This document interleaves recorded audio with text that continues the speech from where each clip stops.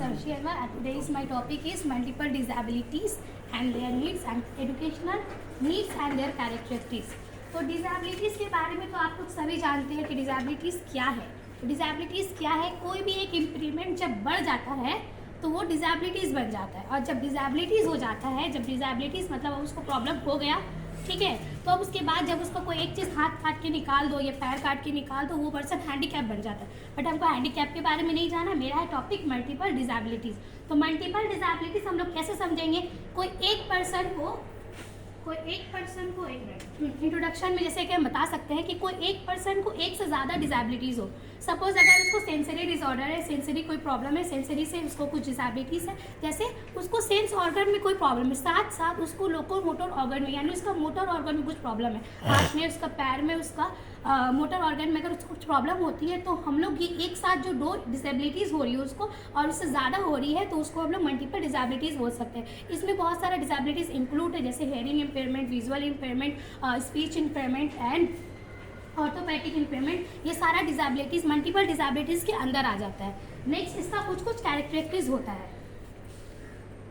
3 important characteristics मेरे हिसाब से है, तो वो है कि psychological, behaviour and physical and health. Psychological, हर इंसान साइकोलॉजिकल डिफरेंट होता है एक दूसरे से, ठीक है. तो हर इंसान अगर साइकोलॉजिकल डिफरेंट होगा तो किसी का फेयर भी डिफरेंट होगा उससे, किसी का अपसेटनेस भी उससे डिफरेंट होगा. कोई अगर कोई चीज़ से डर रहा है तो कोई किसी चीज़ से गुस्सा हो जाता होगा. इस तरीके के बच्चे के अंदर अगर यही सब चीज़ ज़्यादा हो जाती है ना तो वो एक डिसेबल कहलाने लगता है, ठीक है. फर्स्ट थिंग हो गया. उसके बाद बिहेवियरल हम लोग देखते हैं कि ना कोई इंसान अगर किसी के सामने जाता है ना तो वो एक एज में, मतलब एक इंसान अगर एक टाइम में ज़्यादातर चार्मोलिकल एज जो यहाँ पे लिखा हुआ है, वो अगर ज़्यादातर टाइम अगर एक ऐसे इन्वायरमेंट में रह रहा है जहाँ वो पूरा बंधा हुआ है, उसका सेल्फ स्टीम, उसका फ्रस्ट्रेशन लेवल पूरा का पूरा डाउन होते रहता है, ठीक है. क्यों डाउन होता है? क्योंकि वो उस एनवायरनमेंट में रह रहा है. तो ऐसे बच्चे को हम लोग को चाहिए कि उनसे वहाँ से हम लोग बाहर निकाल सकते हैं, तभी वो ठीक हो जाएंगे. उसके बाद physical and health. Physical health से हम लोग को समझ में आ रहा है कि बच्चे को जो भी प्रॉब्लम है, जो भी कैरेक्टरिस्टिक्स में आ रहे हैं, वो उसके अंदर खुद में मौजूद है, वो उसके अंदर ऑलरेडी है, ठीक है. तो बहुत सारे बच्चे के अंदर शुरुआत से ही उसको ऑटिज्म की प्रॉब्लम होती है, उसको स्पीच वाली प्रॉब्लम होती है, वो मेंटल इलनेस वाली प्रॉब्लम होती है, वो मेंटल रिटार्डेड होता है, किसी को विजन की प्रॉब्लम होती है, ठीक है. ये सारा कैरेक्टरिस्टिक्स हो गया है. Hope you all are clear. उसके बाद एजुकेशनल नीड्स. एजुकेशनल नीड्स में ये आता है कि उनकी ज़रूरत को कैसे हम लोग पूरा कर सकते हैं, उनको हम लोग कैसे करके टीच कर सकते हैं. तो फर्स्ट थिंग इज कि classroom ensure the people optimally placed. मतलब ये है कि क्लासरूम ऐसा होना चाहिए, फुल्ली प्लानिंग वाइज होना चाहिए. तो कोई भी इंस्टीट्यूशन में अगर हम स्पेशल बच्चे को, ये डिसेबल बच्चे को पढ़ा रहे हैं, वहाँ का एनवायरनमेंट पूरा ऑर्गेनाइज होना चाहिए, पूरा प्लानिंग के साथ होना चाहिए, ताकि हर एक बच्चा, इफ अगर विजुअल बच्चा पढ़ रहा है वहाँ पे सारे बच्चे के साथ, तो उसका प्लेस हम लोग को ध्यान में रखना चाहिए कि उसको कहाँ बैठना चाहिए, ठीक है. हम लोग को बच्चा का प्रॉपर डिटेल पहले से पता होना चाहिए. Next is positive learning role model. Positive learning model यहाँ हम लोग टीचर को बोल सकते हैं. टीचर, वो स्पेशल टीचर जो बच्चे को टीच करते हैं, उनका रोल मॉडल एकदम पॉजिटिव होना चाहिए. वो बच्चे को निराश नहीं कर सकते किसी भी वे में. अगर बच्चा किसी में पीछे जा रहा है तो वो उसको उसमें पीछे नहीं, बल्कि उसको समझा के उसको एनकरेज कर सकते हैं. इसके बाद वाला लिमिट एक्सटीरियर स्टिमुली. हम लोग वो इन्वायरमेंट में कोई ऐसा भी डिस्ट्रैक्ट वाला स्टिमुली नहीं मांगते हैं. जैसे कि अगर कोई बच्चा कर रहा है तो कोई और आके अगर उसको मतलब डिस्ट्रैक्ट वाला कोई स्टिमुली चाहता ना, जैसे आप पढ़ रहे हैं बट कोई आया बाहर से और आके कोई भी बोलती कि ऐसे पढ़ रहा है, आप उसको ये नहीं बोल सकते, वो उसके लिए डिस्ट्रैक्शन हो जाएगा, वो उसके लिए लिमिट का बैरियर बन जाएगा. उसके बाद आ जाएगा मैनेजेबल टास्क. मैनेजेबल टास्क मतलब देखो, अगर हम लोग नॉर्मल बच्चे को कोई टास्क दे देते हैं, नॉर्मल बच्चे जैसे हम और आप, तो हम लोग कोई भी टास्क करने से पहले खुद ही घबरा जाते हैं. तो वो तो डिसेबल पीपल है, उसको कोई भी टास्क दो तो पहले स्टेप वाइज दो. अगर कोई एक टास्क 10 नंबर्स का है, उसको आप 5, 2, 3 करके दो, ताकि वो मैनेजेबली उसको प्रिपेयर कर सके. Visual and written forms. Visual aids मतलब क्या है? विजुअल एड्स जो उसको प्रॉपर्ली विजुअलाइज, जिसको टच करके पता कर सकते हैं, वो अच्छा इसका शेप ऐसे है, वो अच्छा ये दिखने में ऐसा होता है. रिटन फॉर्म्स किसको बोलते हैं? जो उभरा हुआ तरीका से हो, जिसमें प्रॉपर्ली शेप बना हुआ हो, आप उसको टच करके आप उसको फील करके समझ सकते हो, ठीक है. उसके बाद क्या? Always build the success presses achievement. मतलब क्या है कि अगर बच्चे, आप जैसे कि आप टीचर देख रहे हैं कि बच्चे आप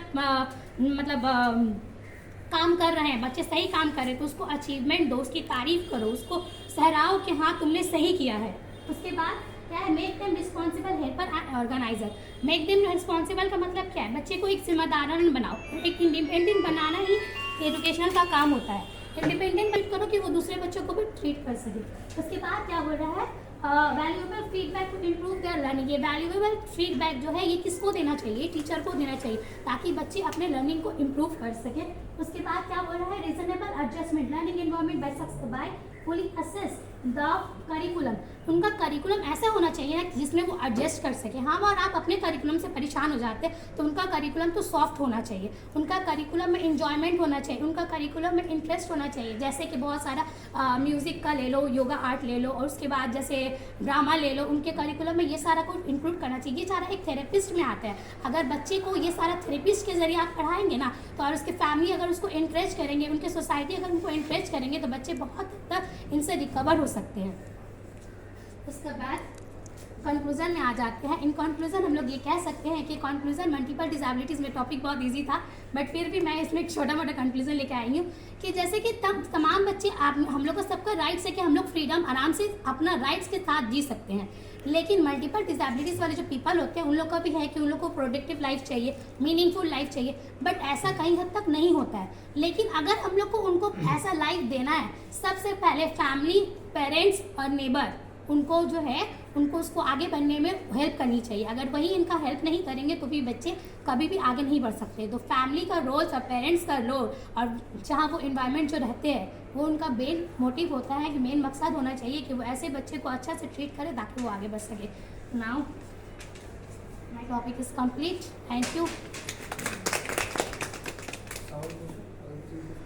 মানে একটা পার্সনকে কখন আমরা মাল্টিপল ডিসেবলের মধ্যে আনবো, মানে কখন বলবো? जब एक से ज़्यादा डिसेबिलिटी उसके अंदर रहेगी एक तभी से आएगी। ज़्यादा, जी मतलब दो होगा तो मल्टीपल। हाँ Then you are the teacher of the classroom. जी sir. Someone having the multiple disability. जी His limbs may be the fracture, or he maybe does not properly have it. So what will be your strategy to catch it? हम उसको कैसे करके teach कैसे करेंगे? पढ़ाओगे आप उस बच्चे को? हम उसको ऑडियो विजुअल एड्स प्रोवाइड करेंगे, और चूँकि वो तो मतलब हैंड में अगर उसका फ्रैक्चर होगा तो वो लिख नहीं सकेगा, बट हम उसको मतलब विजुअलाइज एड भी प्रोवाइड करें ताकि वो देख के सीख सके, देख के समझ सके। अब बताओ कैसा था प्रेजेंटेशन? अच्छा था। बहुत ही अच्छा क्लियर था प्रेजेंटेशन में, और अच्छा ऑर्गेनाइजेशन की अगर बात करें टॉपिक का, तो इंट्रोडक्शन मैंने